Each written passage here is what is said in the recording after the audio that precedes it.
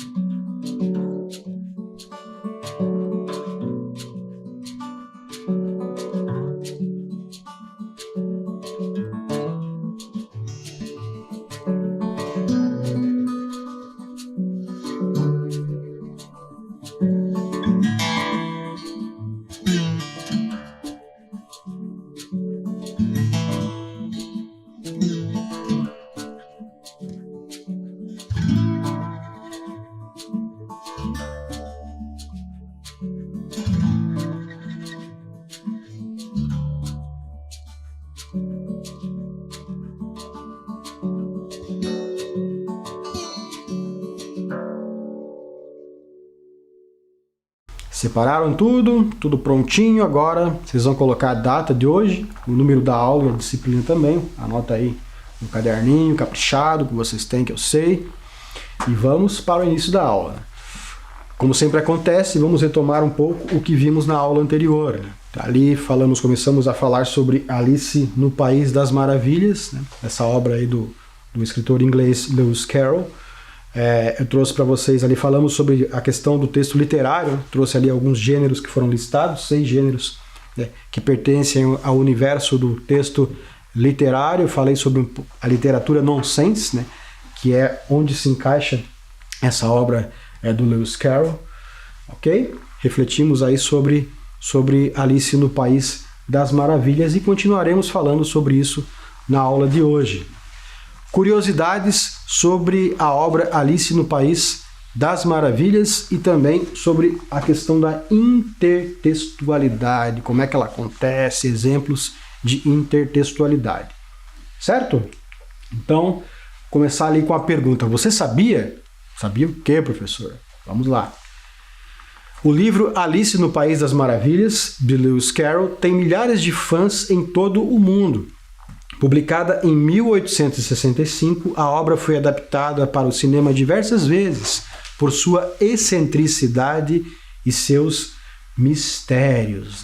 Então, essa obra do Lewis Carroll já virou peça teatral, já virou filme, né? Já inspirou poetas a escreverem poemas, cronistas a escreverem crônicas, como foi mostrado na aula passada.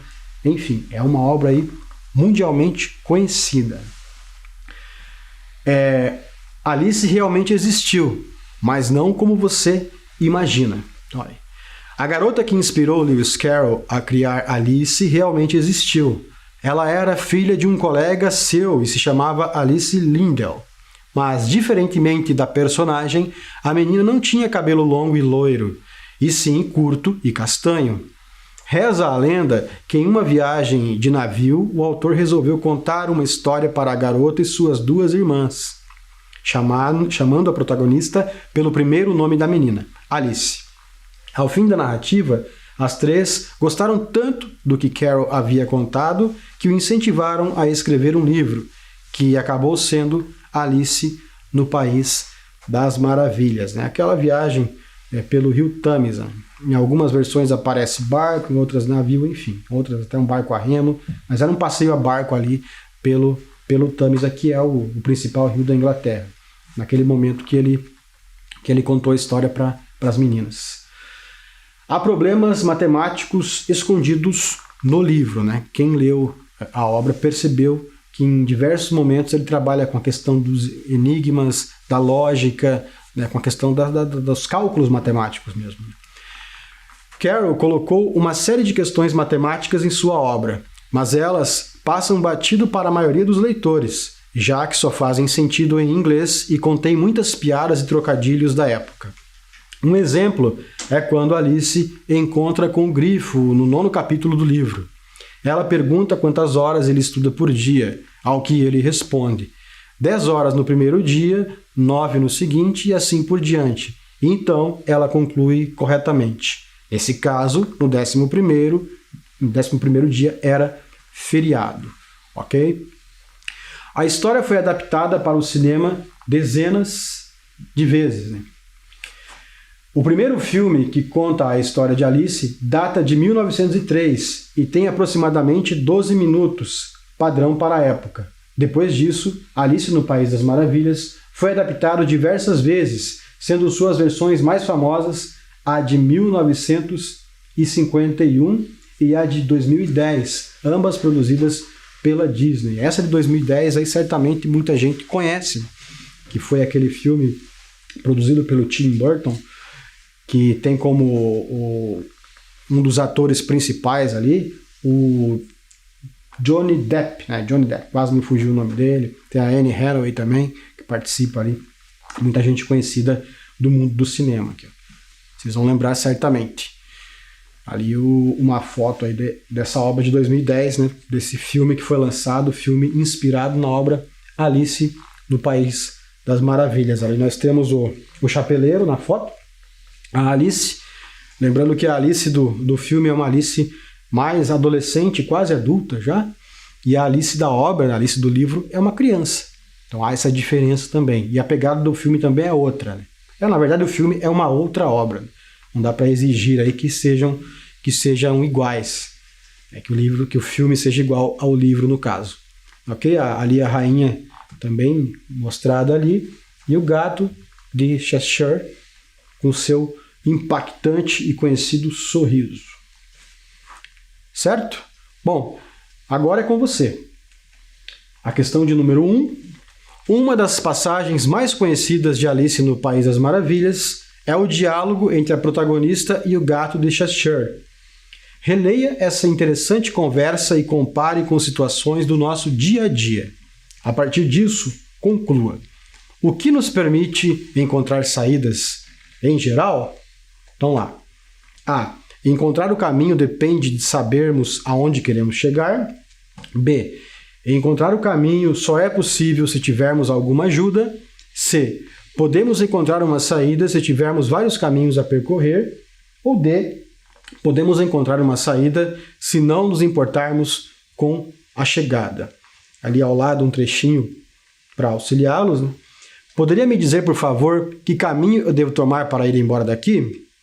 Depende bastante de para onde quer ir, respondeu o gato. Não importa muito para onde, disse Alice. Então não importa que caminho tome, disse o gato.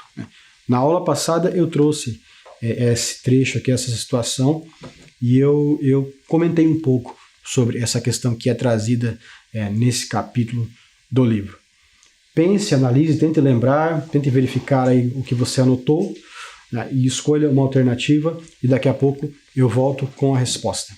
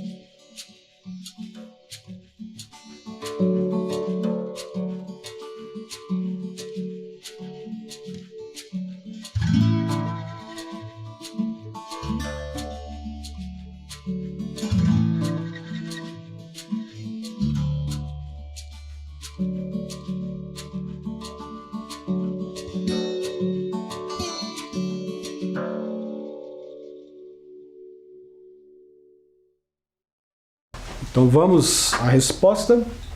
Alternativa A, encontrar o caminho depende de sabermos aonde queremos chegar, certo?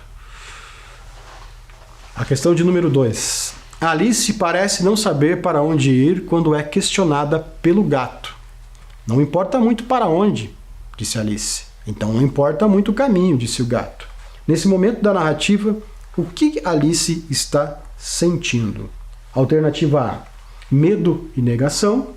B, insegurança e indefinição. C, negação e insegurança. Ou D, indefinição e medo. Então, tenta lembrar aí, o que ela está sentindo nesse momento da narrativa. Escolha uma alternativa e daqui a pouco eu volto.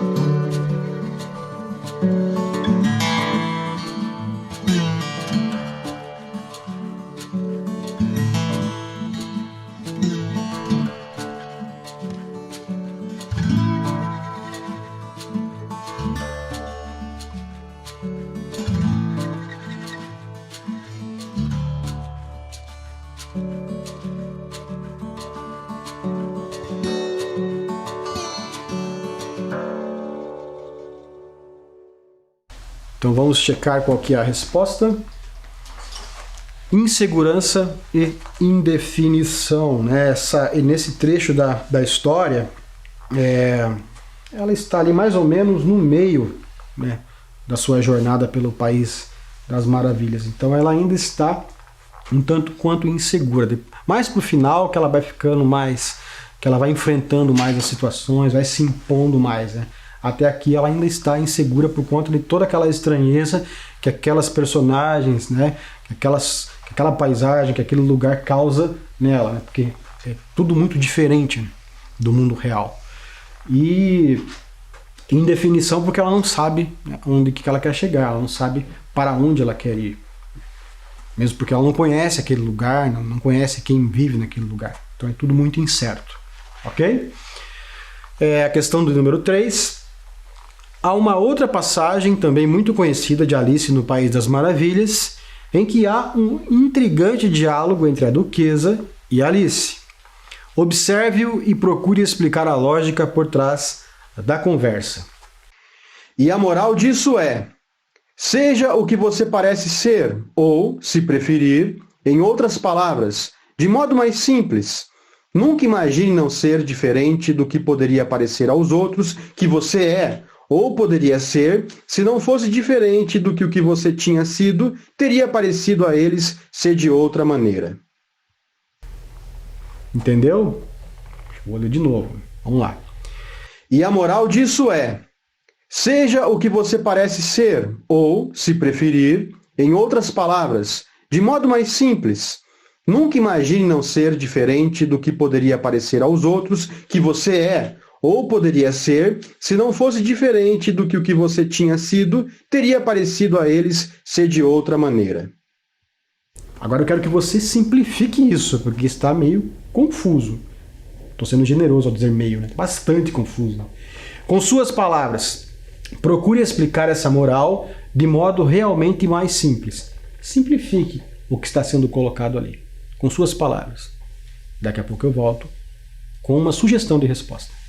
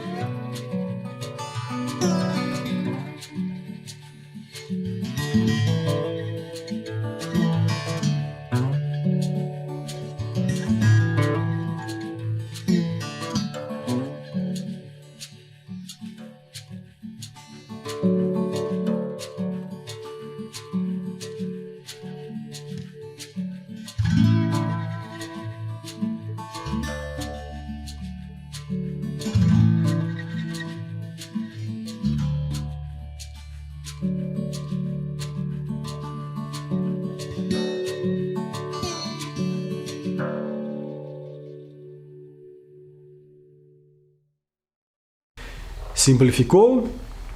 Eu fiz assim, ó. Devemos ser autênticos, não permitindo que nos imponham o que devemos ser. Ou seja, seja você mesmo, você mesma, enfim, não importa aquilo que querem que você seja ou que você faça, ok? Seja original. Essa é a ideia. Perfeito? Questão de número 4. A seguir estão relacionados alguns personagens de Alice no País das Maravilhas. Para completar o diagrama, use o quadro que traz algumas características e o que representam na história. Então ali eu tenho alguns adjetivos, né, algumas características. Atrasado, ou atrasada, né? Conselheiro ou conselheira, misterioso ou misteriosa, louco ou louca, tirano ou tirana. Então ali o que representa cada uma dessas características ou cada um desses personagens aos quais essas características se encaixam. Representa a passagem inevitável do tempo, representa a aceitação de mudanças e transformações, representa a aceitação da liberdade das escolhas, mesmo as insanas, representa o autoritarismo e representa as relações com o tempo. Ok? Então, aí eu tenho os personagens. O gato, a lagarta, o coelho, a Alice, a rainha, o chapeleiro. Eu vou voltar aqui para dar um tempo para vocês anotarem essas características aí. Ou tentarem memorizá-las. É melhor anotá-las, né? Pegar o caderno, o papel que vocês separaram aí, e anotarem essas características aí para depois usá-las no próximo quadro ali. Certo? Eu vou deixar um tempinho para vocês fazerem isso e eu já retorno.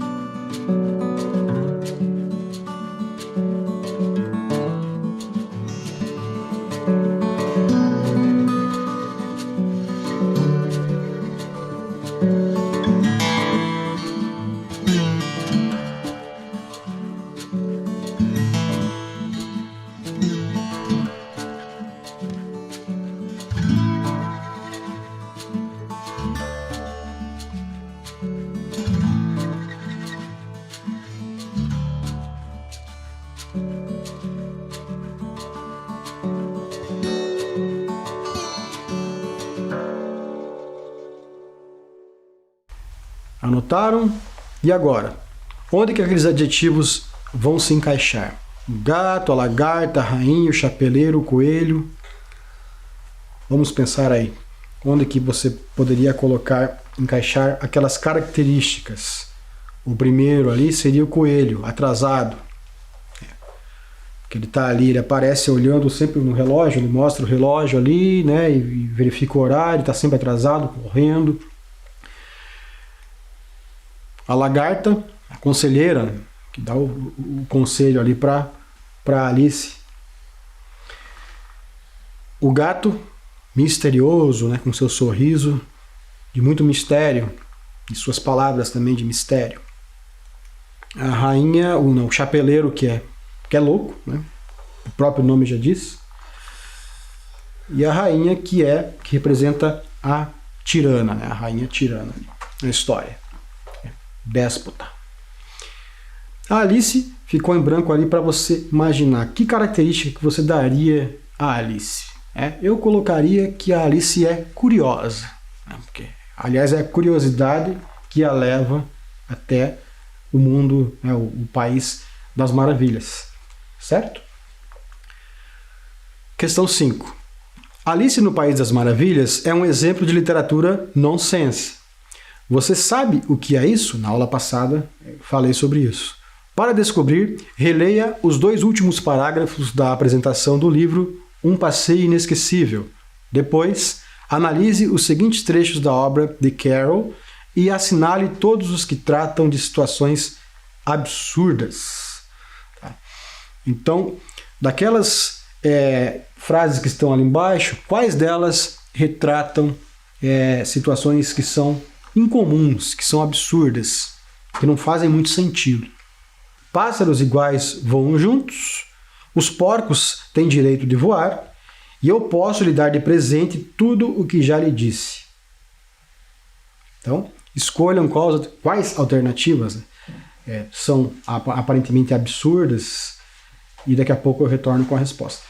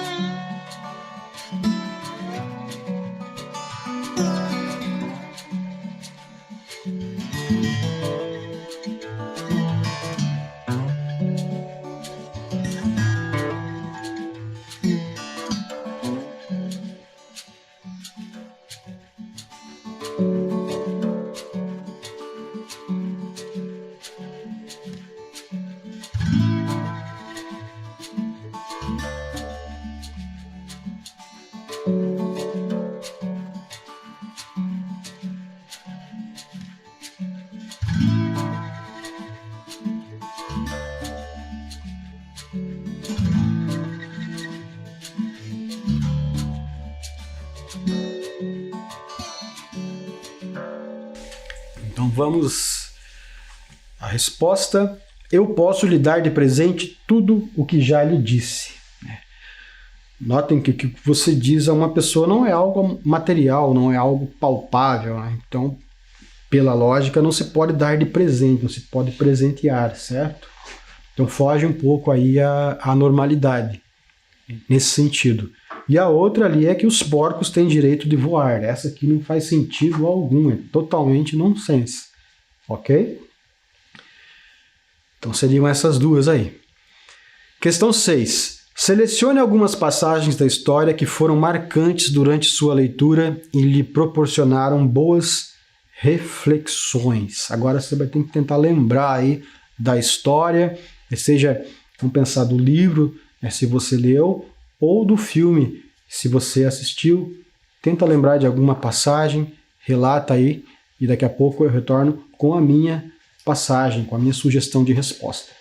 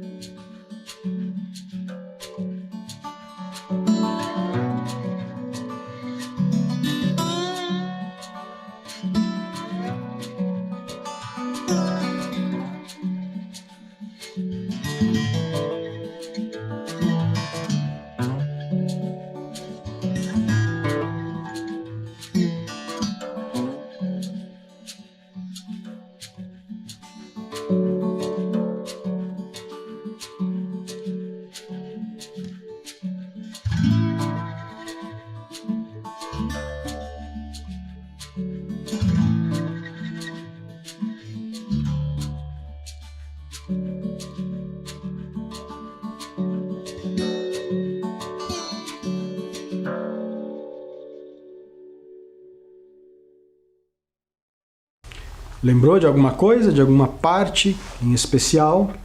Eu trouxe aqui, ó. Bem, talvez ainda não tenha descoberto isso, disse Alice. Mas quando tiver de virar uma crisálida, vai acontecer um dia, sabe? E mais tarde uma borboleta diria que vai achar isso um pouco esquisito. Não vai? Nem um pouquinho, disse a lagarta. Certo? Essa passagem aqui em especial se refere às mudanças às quais todos nós estamos sujeitos, né? A passagem do tempo, ao nosso amadurecimento, ao nosso crescimento físico, ao nosso crescimento interior. Isso para Alice é algo que não é assim tão fácil de entender, de compreender, de aceitar, né? É algo que ela questiona. E ela achou que a lagarta, de certa forma, pensaria como ela. E para a lagarta está tranquilo, segundo o que ela mesma disse. Não tem problema algum nessas mudanças aí, pelas quais ela inevitavelmente irá passar. Ok? Agora vamos falar sobre intertextualidade. Né? O que seria isso? Né? O intertexto, como é que ele acontece aí dentro da língua? Né? Então lá. A intertextualidade é a presença textual de elementos semânticos e ou formais que se referem a outros textos produzidos anteriormente. Ela pode se manifestar de modo explícito, permitindo que o leitor identifique a presença de outros textos, ou de modo implícito, sendo identificada somente por quem já conhece a referência. Por meio dessa relação entre diferentes textos, a intertextualidade permite uma ampliação do sentido, na medida em que cria novas possibilidades e desloca sentidos. Desse modo, ela pode ser utilizada para melhorar uma explicação, apresentar uma crítica, propor uma nova perspectiva, produzir humor, etc. Então a intertextualidade acontece justamente quando você percebe em um discurso, né, ou em um texto escrito, a presença de outro discurso, de outro texto que já existia anteriormente àquele texto que você está vendo naquele determinado momento. É quando um texto utiliza outro texto, né, para construir aí a sua mensagem. Ela pode acontecer na literatura, ela pode acontecer na publicidade e propaganda, ela pode acontecer no cinema, na música, nas artes como um todo. Né? Então, olha, para evidenciar a intertextualidade, eu trouxe ali aquela relação entre esses dois textos aí. A gente tem ali o célebre quadro, né, O Grito, de Edward Munch, de 1893, né, muito conhecido esse quadro. E aí, de forma intertextual, nós temos ali o quadro do Homer Simpson. Notaram ali? Que a referência é direta à obra O Grito. O Homer Simpson ali assustado. Mais um exemplo aqui, ó. Também com os Simpsons, agora com a Marge, o Bart, a Lisa e o Homer atravessando a célebre rua ali, Abbey Road, né, na Inglaterra, que faz referência à banda, né, os Beatles, aquela foto icônica deles.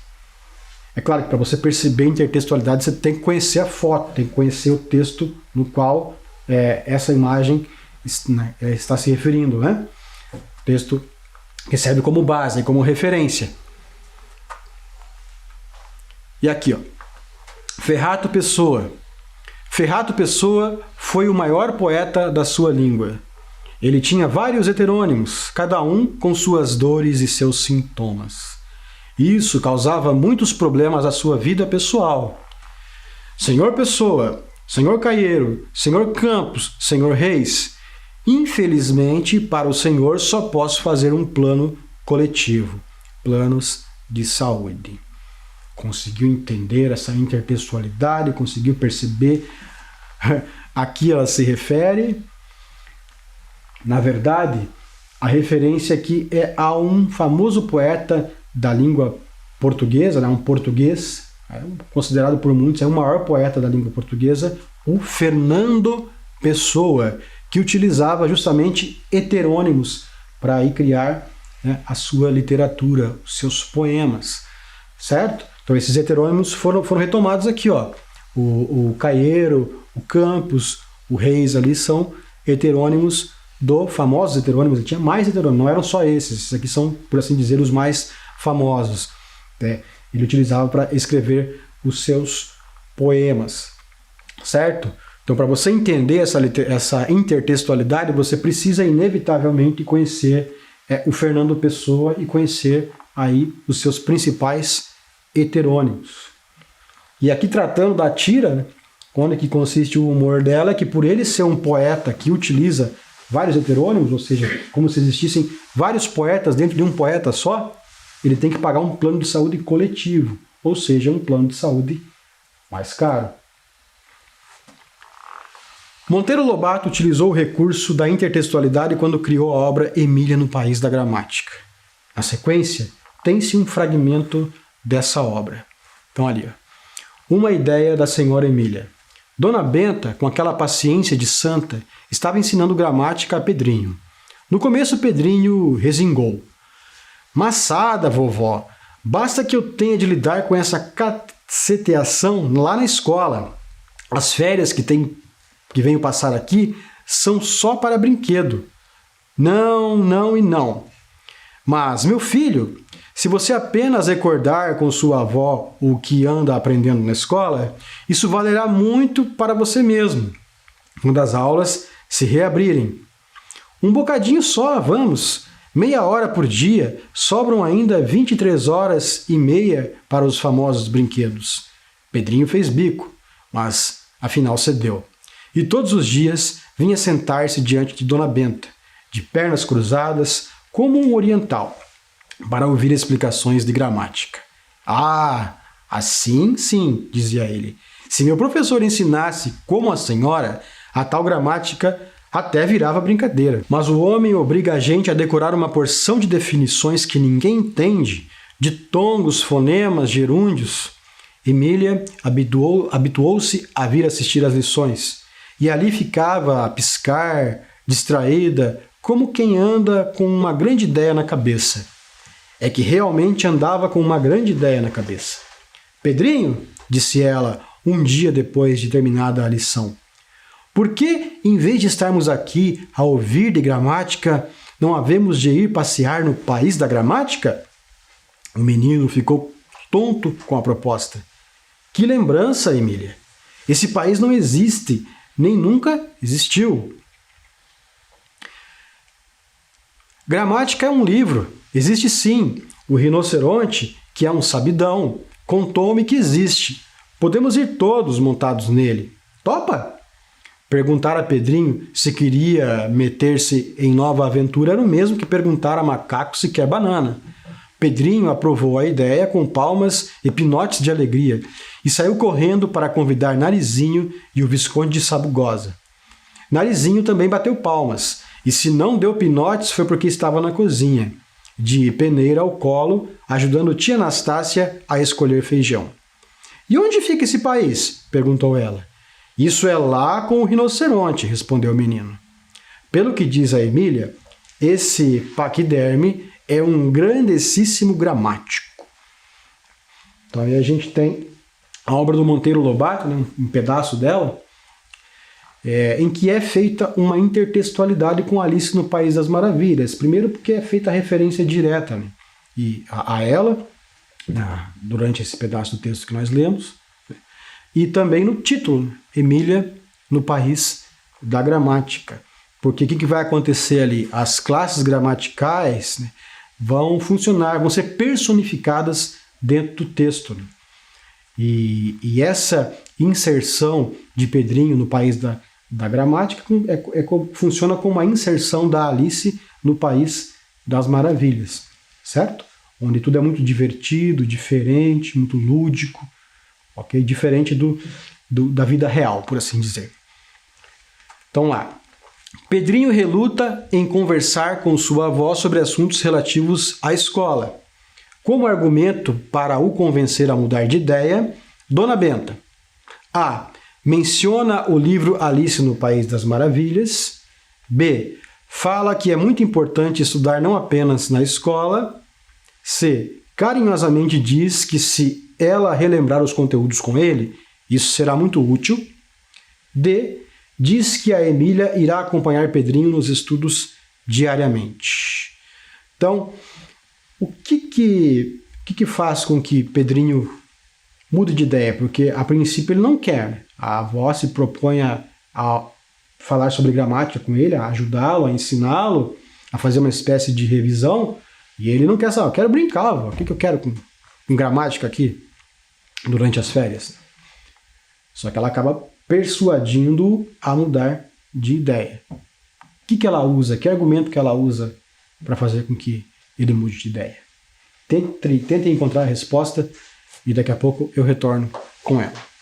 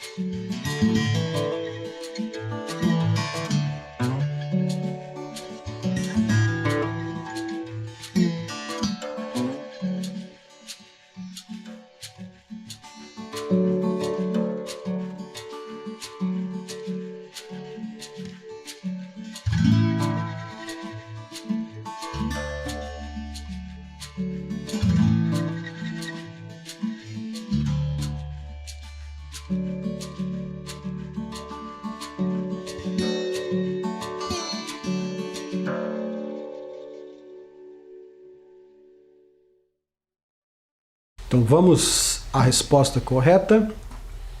Alternativa C, carinhosamente diz que se ela relembrar os conteúdos com ele, isso será muito útil. Dessa forma, ela acaba convencendo aí o Pedrinho a aceitar a ajuda da avó, certo? Então vamos para a última questão. Tomando como base o início das narrativas, é possível afirmar que Emília está para Emília no País da Gramática, assim como o Coelho Branco de Cartola está para Alice no País das Maravilhas? Justifique sua resposta. Então aí, é possível traçar esse paralelo entre as duas obras e entre as duas personagens, pensando aí que elas cumprem a mesma função? Por quê? Responda e eu já retorno com a resposta e o comentário.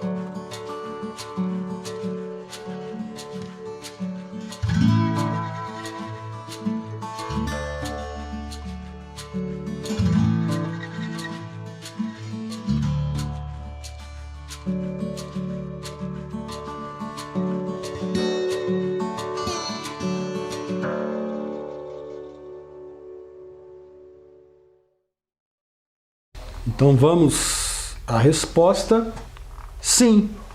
Ambos os personagens convidam, de modo distinto, seus interlocutores a deixar o mundo da realidade e adentrar ao mundo da imaginação, onde coisas fantásticas acontecem. Então o coelho ele passa pela Alice, enquanto ela está ali, né, entediada com aquela situação que ela está vivendo, né, com o livro que ela está lendo e tudo mais. Ela acaba olhando aquele coelho e seguindo. Ela fica curiosa para saber para onde que ele está indo, o que é que ele vai fazer. E aí, com isso, chega até a toca e acessa, né, o País das Maravilhas. E a Emília funciona como se fosse coelho, porque ela está ali vendo o Pedrinho entediado com a proposta da vovó, com os estudos e tudo mais, né? Se bem que ele não está necessariamente entediado. No começo ele está entediado, ele não quer, mas depois ele passa a gostar da forma como a avó explica, certo? Só que a Emília o convida para estudar de maneira diferente, para imaginar, para abstrair, para pensar de forma diferente, para deixar mais divertido. E aí o leva para o país da gramática. Perceberam a relação? É isso aí.